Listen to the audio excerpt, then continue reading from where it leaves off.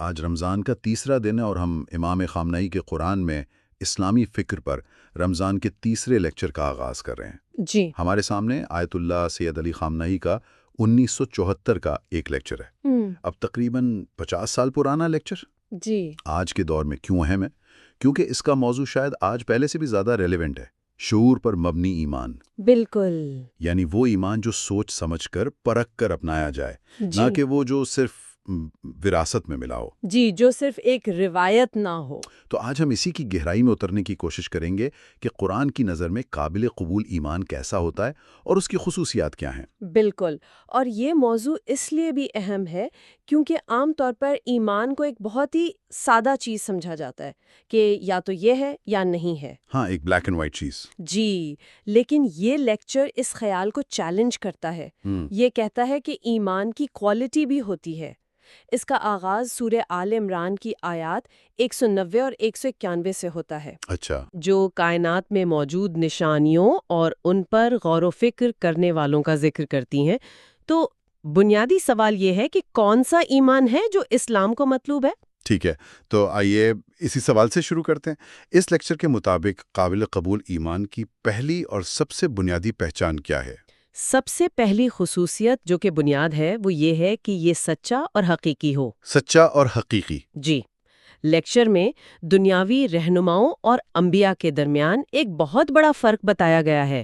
انبیاء جس چیز کی دعوت دیتے ہیں اس پر سب سے پہلے خود ایمان لاتے ہیں اور سب سے بڑھ کر خود عمل کرتے ہیں۔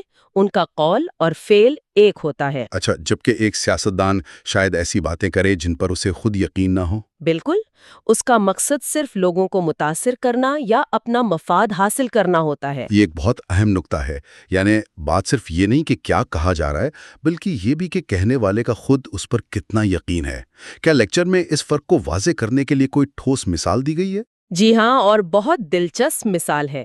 بھارت کی آزادی کے کچھ عرصے بعد سوویت یونین کے ایک بڑے کمیونسٹ اور ملحد رہنما نے بھارت کا دورہ کیا۔ ٹھیک ہے۔ اب بھارتی عوام کی اکثریت مذہبی ہے، تو انہیں خوش کرنے اور ان کی حمایت حاصل کرنے کے لیے اس رہنما نے اپنی پیشانی پر ایک ہندو روحانی پیشوا کی تصویر کا تلک لگایا۔ اچھا، یہ عمل صاف ظاہر کرتا ہے کہ اس کا مقصد سچائی کا اظہار نہیں بلکہ ایک سیاسی چال تھی۔ اوہ، یہ تو سیاسی موقع پرستی کی بہترین مثال ہے۔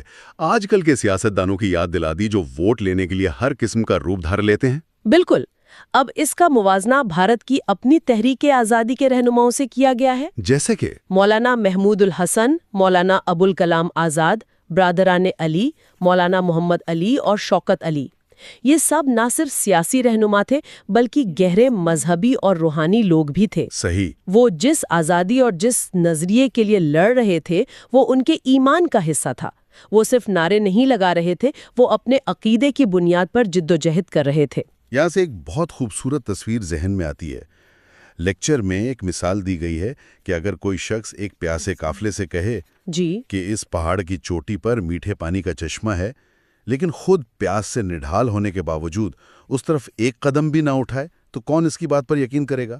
کوئی بھی نہیں۔ لوگ کہیں گے اگر تم سچ کہہ رہے ہو تو سب سے پہلے خود کیوں نہیں جاتے؟ اور یہی انبیاء کی سنت ہے، وہ ہمیشہ سب سے آگے ہوتے تھے۔ قرآن میں حضرت ابراہیم کا قول نقل ہے، میں پہلا شخص تھا جس نے تیرے سامنے سر تسلیم خم کیا۔ اچھا، اسی طرح ہمارے نبی اکرم صلی اللہ علیہ وآلہ وسلم نے اسلام کی دعوت کے ابتدائی سب سے مشکل اور خطرناک دور میں ہر مصیبت کا سامنا سب سے پہلے خود کیا۔ ان کے صحابہ جیسے عبداللہ بن مسعود، خباب بن ارت اور عمار یاسر نے ناقابل تصور تکالیف برداشت کیں، لیکن سب سے زیادہ ذاتی حملوں، توہین اور اذیت کا نشانہ خود پیغمبر اسلام بنے۔ یہ اس بات کا ثبوت تھا کہ وہ جس پیغام کو پیش کر رہے ہیں اس پر ان کا ایمان پہاڑوں سے زیادہ مضبوط ہے۔ بالکل۔ تو یہ انبیاء کا معیار ہے جو یقیناً سب سے بلند ہے، لیکن ان کے پیروکاروں کے بارے میں کیا کہا گیا ہے؟ کیا ان سے بھی اسی سطح کی سچائی اور یقین کی توقع کی جاتی ہے؟ جی بالکل، قرآن کہتا ہے رسول اس پر ایمان لایا جو اس کے رب کی طرف سے اس پر نازل کیا گیا، اور تمام اہل ایمان بھی۔ اچھا، تمام اہل ایمان بھی۔ جی، یہاں صرف رسول کا ذکر نہیں بلکہ تمام ایمان والوں کو شامل کیا گیا ہے۔ آیت میں آگے مزید وضاحت ہے کہ وہ سب خدا، اس کے فرشتوں، اس کی کتابوں اور اس کے تمام رسولوں پر ایمان لائے، اور ان کا کہنا ہے کیا ہم اس کے رسولوں میں سے کسی ایک میں بھی کوئی فرق نہیں کرتے۔ یہ بہت اہم نکتہ ہے۔ اس کا کیا مطلب ہے کہ رسولوں میں فرق نہیں کرتے؟ اس کا مطلب ہے کہ وہ یہ نہیں کہتے کہ ہمارے نبی تو سچے تھے لیکن فلاں نبی میں کچھ کمی تھی۔ اچھا، وہ تمام انبیاء حضرت نوح علیہ السلام سے لے کر حضرت ابراہیم علیہ السلام، حضرت موسیٰ علیہ السلام اور حضرت عیسیٰ علیہ السلام تک سب کا احترام کرتے ہیں اور سب کو ایک ہی سلسلے کی کڑی مانتے ہیں۔ وہ سب ایک ہی خدا کا پیغام لے کر آئے تھے۔ تو یہ تنگ نظری سے پاردھی ایمان ہے۔ جی، یہ تعصب سے پاک ایک وسیع اور شعوری ایمان کی علامت ہے۔ ٹھیک ہے، تو ایمان کی پہلی شرط اس کا سچا اور کھرا ہونا ہے۔ یہاں سے بات ایمان کی اقسام کی طرف جاتی ہے۔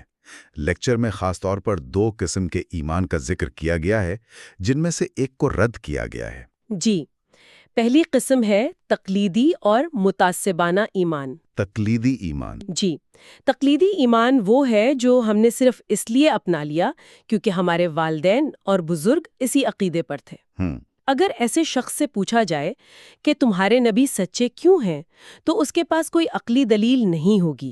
وہ کہے گا کیونکہ میرے والد نے ایسا کہا یا ہماری کتابوں میں ایسا لکھا ہے۔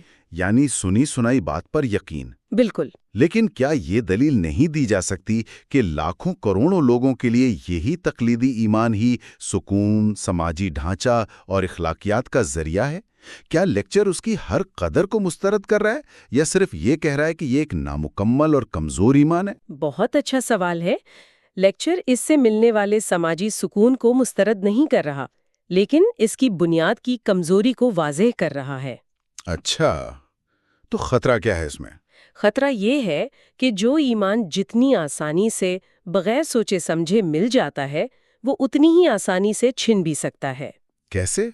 جب زندگی میں کوئی بڑا چیلنج آتا ہے، کوئی مادی کشش، کوئی دنیاوی عہدہ، کوئی نظریہ جو زیادہ پرکشش لگے، تو یہ تقلیدی ایمان ریت کی دیوار کی طرح ڈھہ جاتا ہے۔ اس کی کوئی مثال؟ یہ بہت بڑا دعویٰ ہے کہ یہ ایمان بک سکتا ہے۔ لیکچر میں اس پر بہت سخت تبصرہ ہے۔ ایک نسل کا خاص طور پر ذکر کیا گیا ہے جو آج کے نوجوان نسل سے پچھلی نسل تھی، جن کا ایمان منطق اور استدلال کے بجائے صرف روایت پر قائم تھا۔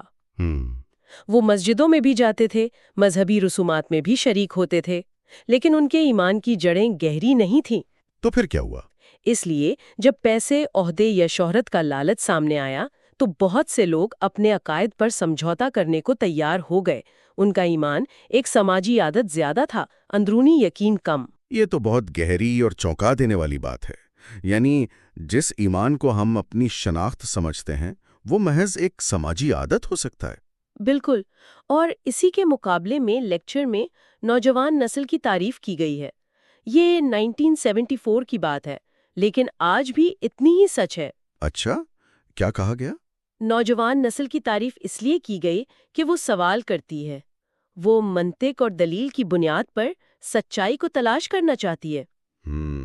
وہ صرف اس لیے کسی بات کو نہیں مانتی کہ ان سے ماننے کو کہا گیا ہے، بلکہ وہ خود تحقیق کر کے سمجھ کر کسی نتیجے پر پہنچنا چاہتی ہے۔ یہ ایک حیرت انگیز طور پر جدید سوچ ہے، خاص طور پر 1974 کے ایک لیکچر کے لیے۔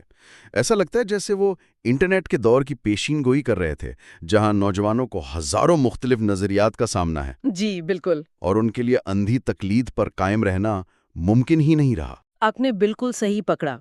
اصل نقطہ نسلوں کا نہیں بلکہ سوچ کے انداز کا ہے۔ پیغام یہ ہے کہ 21ویں صدی میں ایمان کو اگر زندہ رہنا ہے تو اسے ثقافتی ورثے سے نکل کر ایک ذاتی، شعوری اور عقلی یقین بننا پڑے گا۔ اور یہی وہ دوسرا ایمان ہے جسے لیکچر میں قابل قدر ایمان کہا گیا ہے۔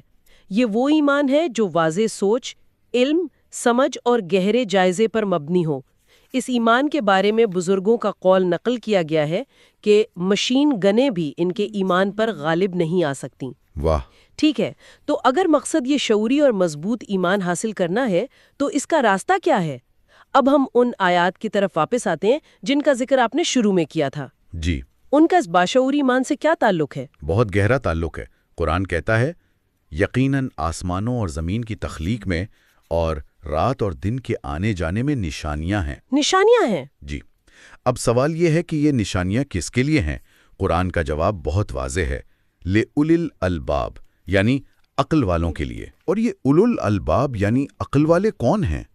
کیا اس سے مراد آئنسٹائن جیسے ذہین لوگ ہیں؟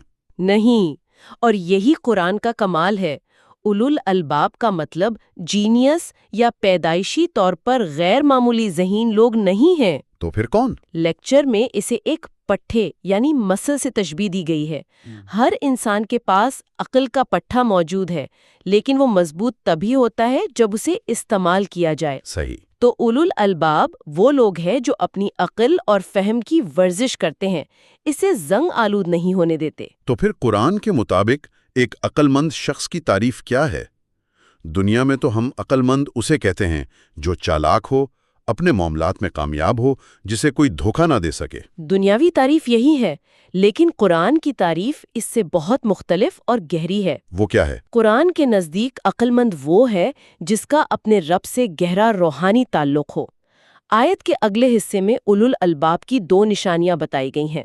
پہلی، وہ جو کھڑے بیٹھے اور لیٹے ہوئے اللہ کو یاد کرتے ہیں، یعنی ہر حال میں۔ جی، ان کی زندگی کا کوئی لمحہ خدا کی یاد سے خالی نہیں۔ جب ہم اللہ کو یاد کرنا سنتے ہیں تو ذہن میں تسبیح پڑھنا یا ورد کرنا آتا ہے۔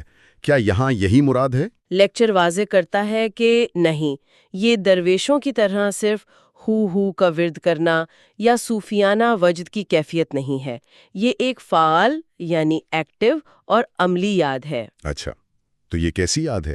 اس کی وضاحت آیت کے اگلے حصے میں یعنی دوسری نشانی میں ملتی ہے، اور وہ آسمانوں اور زمین کی تخلیق پر غور و فکر کرتے ہیں۔ غور و فکر کرتے ہیں۔ جی، یہ غور و فکر، یہ تفکر اصل میں خدا کی سب سے اعلیٰ یاد ہے۔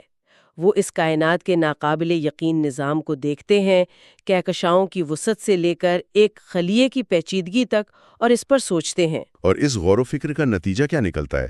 یہ انہیں کہاں پہنچاتا ہے؟ یہ تفکر انہیں ایک منطقی اور روحانی نتیجے پر پہنچاتا ہے۔ وہ پکار اٹھتے ہیں، اے ہمارے رب، تو نے یہ سب بیکار پیدا نہیں کیا۔ سبحان اللہ۔ انہیں احساس ہوتا ہے کہ اس عظیم و شان منظم کائنات کا کوئی نہ کوئی مقصد ہے، یہ آل ٹپ نہیں بن گئی۔ اور اگر کائنات کا مقصد ہے تو اس کے اندر موجود انسان جو کہ اشرف المخلوقات ہے، وہ بے مقصد کیسے ہو سکتا ہے؟ اس کا مطلب ہے کہ انسان کی بھی کوئی ذمہ داری ہے، اس کا بھی کوئی مقام ہے۔ یہ تو بہت گہرا نکتہ ہے، یعنی کائنات کی بامقصد ہونے کا ادراک انسان کو اس کی اپنی ذمہ داری کا احساس دلاتا ہے۔ بالکل، اور جب اسے اپنی ذمہ داری کا احساس ہوتا ہے تو اسے اپنی کوتاہیوں کا بھی خیال آتا ہے۔ اسے فکر ہوتی ہے کہ اگر اس نے اپنی ذمہ داریاں پوری نہ کیں تو وہ اس عظیم تخلیقی منصوبے کے خلاف کام کر رہا ہوگا، اسی لیے وہ فوراً دعا کرتا ہے، بس ہمیں آگ کے عذاب سے بچا۔ اور یہاں آگ کا مطلب صرف جہنم کی آگ نہیں، یہ اس ناکامی، اس بے مقصدی اور خدا کے غضب کی علامت بھی ہے جو اس کی کامل تخلیق کی ناقدری کرنے پر ہوتا ہے۔ تو یہ پورا عمل، کائنات کو دیکھنا، عقل استعمال کرنا، غور و فکر کرنا، مقصد کو پہچاننا اور پھر اپنی ذمہ داری کو قبول کرنا، یہی دراصل باشعور ایمان کی بنیاد ہے۔ آپ نے بالکل خلاصہ کر دیا، یہی شعوری ایمان ہے۔ تو اگر قرآن اس فکری اور عقلی راستے کی اتنی حوصلہ افزائی کرتا ہے تو کیا وہ اس کے الٹ یعنی تقلیدی اور اندھے ایمان کی براہ راست مذمت بھی کرتا ہے؟ جی، سختی سے کرتا ہے۔ لیکچر کا تیسرا نقطہ یہی ہے کہ قرآن کئی جگہوں پر اس قسم کے جاہلانہ عقائد کو واضح طور پر رد کرتا ہے۔ کوئی مثال؟ ایک مثال سورہ مائدہ کی ہے، جہاں کافروں سے کہا جاتا ہے کہ آؤ اس طرف جو اللہ نے نازل کیا ہے، یعنی آؤ، سنو، سمجھو، اپنی عقل استعمال کرو۔ تو وہ کیا جواب دیتے ہیں؟ وہ جواب دیتے ہیں، ہمارے لیے وہی طریقے کافی ہیں جن پر ہم نے اپنے باپ دادا کو پایا۔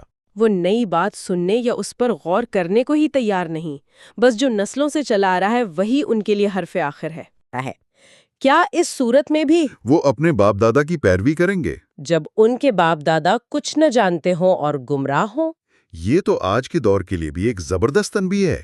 اگر ہم باپ دادا کی جگہ ہمارا پسندیدہ نیوز چینل، ہمارا سوشل میڈیا ببل یا ہماری سیاسی جماعت رکھ دیں تو پیغام بالکل وہی رہتا ہے۔ بالکل یہی بات ہے۔ قرآن اندھی تقلید کو چیلنج کر رہا ہے، چاہے وہ باپ دادا کی ہو یا کسی اور کی۔ وہ یہ سوال اٹھا رہا ہے کہ کیا تم ان کی بھی پیروی کرو گے جو خود علم نہیں رکھتے تھے اور بھٹکے ہوئے تھے؟ یہ ایک دعوت ہے کہ اپنی آنکھیں کھولو اور اپنی عقل استعمال کرو۔ ٹھیک ہے، تو اس ساری گفتگو کو سمیٹتے ہوئے اس کا حتمی خلاصہ کیا ہوگا؟ وہ کون سا ایمان ہے جسے اسلام اور قرآن قبول کرتے ہیں؟ خلاصہ یہ ہے کہ اسلام کا مطلوبہ ایمان ایک شعوری اور معرفت پر مبنی ایمان ہے۔ یہ وہ ایمان نہیں جو وراثت میں ملا یا کسی کے ڈر سے قبول کیا گیا۔ یہ وہ ایمان ہے جو ایک شخص اپنی عقل، اپنی بصیرت اور کائنات میں پھیلی نشانیوں پر غور و فکر کے ذریعے خود حاصل کرتا ہے۔ خود حاصل کرتا ہے۔ جی، یہ اس پکار پر لبیک کہنا ہے جو انسان کے اپنے شعور کے اندر سے اٹھتی ہے کہ اپنے رب پر ایمان لاؤ، اور وہ جواب دیتا ہے ہم نے سنا اور ہم ایمان لائے۔ اور یہاں سننے کا مطلب صرف کانوں سے سننا نہیں، بلکہ سمجھنا، قبول کرنا اور اس کے مطابق اپنی زندگی کو ڈھالنا ہے۔ آج کی گفتگو سے یہ بات بالکل واضح ہو جاتی ہے کہ قرآن جس ایمان کا مطالبہ کرتا ہے وہ ایک جامد اور وراثت میں ملا ہوا عقیدہ نہیں ہے۔ نہیں، بالکل نہیں۔ یہ ایک متحرک سفر ہے، ایک ایسا سفر جو کائنات پر غور و فکر سے شروع ہوتا ہے، اپنی عقل کو رہنما بناتا ہے اور بالآخر ایک شعوری اور ذاتی یقین پر ختم ہوتا ہے۔ اس ساری بحث کو سمجھنے کے ساتھ ساتھ ان آیات کی تلاوت کو بھی سننا چاہیے۔ کیوں؟ کیونکہ قرآن کے الفاظ میں جو روحانی اثر ہے وہ دل میں اتر کر ان معنی کو اور گہرا کر دیتا ہے۔ واقعی اس گفتگو نے سوچ کے کئی نئے در کھولے ہیں، خاص طور پر یہ نکتہ کہ ایک 50 سال پرانے لیکچر میں نوجوان نسل کی سوال کرنے کی عادت کو سراہا جا رہا ہے، جی، جبکہ پچھلی نسل کے روایتی ایمان پر تنقید کی جا رہی ہے۔ یہ ہر سننے والے کے لیے ایک سوال چھوڑ جاتا ہے جس پر وہ تنہائی میں غور کر سکتا ہے، میرے اپنے عقائد کی بنیاد کیا ہیں؟ ان میں کتنا حصہ شعور اور ذاتی تحقیق کا ہے اور کتنا محض روایت، عادت یا سماجی دباؤ کا؟